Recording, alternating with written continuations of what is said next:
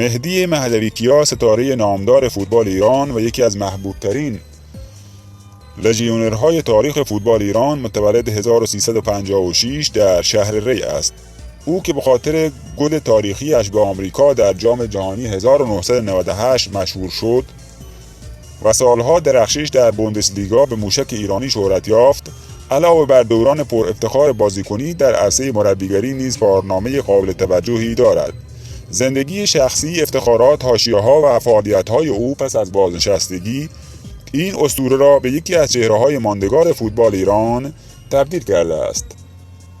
مهدی مهدوی‌کیا فرزند روح الله مهدوی‌کیا در خانواده پرجمعیت اصالتاً اهل عراق به دنیا آمد. او دهمین فرزند از 13 فرزند روح الله می باشد و برادرش هادی مهدوی‌کیا نیز از فوتبالیست‌های مطرح کشور به شمار می آید. مسیر ورزشی او ابتدا با هندبال آغاز شد، اما از سال 1369 به فوتبال علاقه‌مند شد.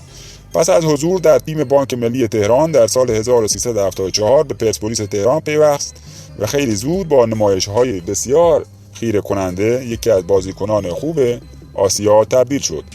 مهدوی‌کیا در نیم فصل 1377 به تیم بخوم آلمان رفت و پس از درخشش در این تیم به هامبورگ پیوست.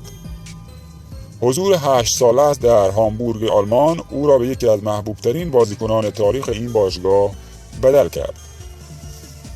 لقب موشک ایرانی، 2 عنوان بهترین بازیکن سال هامبورگ، آقای پاس بوندسلیگا و قهرمانی در آلمان از جمله افتخارات او در این تیم بود.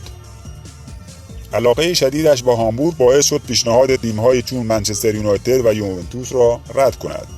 پس از جدایی از هامبورگ او به اینتراخت فرانکفورت پیوست و سپس به فوتبال ایران بازگشت. دوره بازیگریش با پرسپولیس در سال 1392 و در فینال جام حذفی برابر سپاهان به پایان رسید.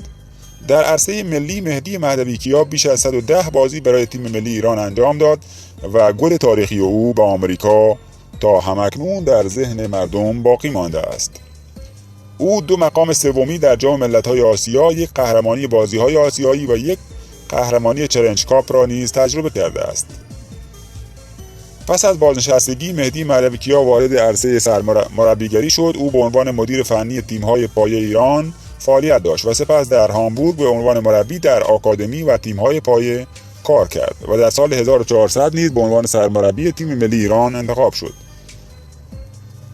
زندگی شخصی مهدی مهدوی‌کیا نیز همواره مورد توجه بوده است. او در سال 1376 با سپیده قنبری ازدواج کرد و دختری به نام عسل به دنیا آورد. ماجرای ازدواج و جدایی از او از سمیرا سمیعی مدیر برنامه‌هایش در آلمان یکی از حاشیه‌های پررنگ زندگی شخصی او به شمار می‌آید.